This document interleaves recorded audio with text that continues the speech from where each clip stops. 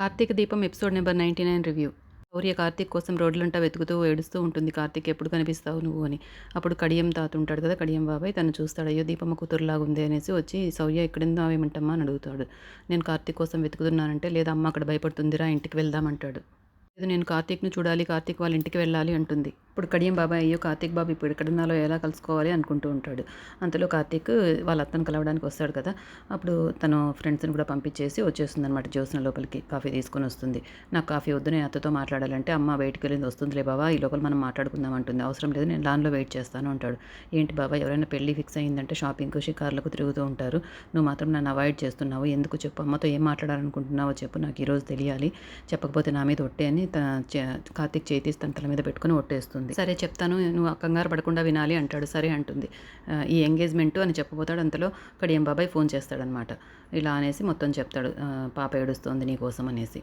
అప్పుడు ఇంకా శౌర్య జ్యోత్స్న ఎంత ఆపుతున్నా కూడా వినకుండా, నాకు అర్జెంట్ పని ఉంది వెళ్ళాలనేసి చేయి తీసేసి పరిగెత్తుకుంటూ వచ్చేస్తాడు.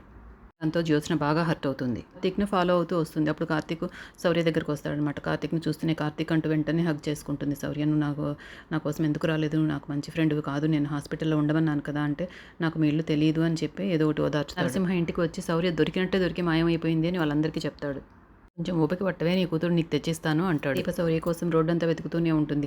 మళ్ళీ తనకి ఎందుకో ఆలోచన వస్తుందన్నమాట. ఒకవేళ కార్తీక్ కోసం కాకుండా ఏదైనా కొనుక్కోవడానికి వెళ్ళుంటే వెంటనే తిరిగి ఇంటికి వచ్చేసి ఉంటుంది కదా, నేను ఇక్కడ ఉంటే తనకు నేను ఎక్కడున్నానో తెలియదు కదా అనేసి మళ్ళీ వెంటనే ఇంటికి పోయి శౌర్య అని వెతుకుతుంది ఇళ్ళంతలో. కార్తీక్ పాపను తీసుకొని ఇంటికి వస్తాడనమాట. పాపను చూసి చాలా ఏడుస్తుంది దీప. ఎక్కడికి వెళ్ళిపోయావమ్మా, నువ్వు ఎలా వెళ్ళిపోతే చెప్పకుండా నేను ఏమైపోవాలి అని ఏడుస్తుంది. చూడమ్మా, కార్తీక్ నా కోసం రాడని చెప్పావు కదా, వచ్చాడు, నా మీద ప్రేమ లేదన్నావు కదా, చాలా ప్రేమ ఉంది, నన్ను తాత పిలుస్తూనే వచ్చేసాడు నా కోసం అని చెప్తుంది. జ్యోత్స్న కూడా వాళ్ళందరినీ ఫాలో అయ్యి ఇల్లు అడ్రస్ అన్నీ తెలుసుకుంటుంది. తర్వాత శౌర్యకు నీళ్లు తాపిస్తూ గోడ మీద కార్తీక్ అనే పేరును చూస్తాడు.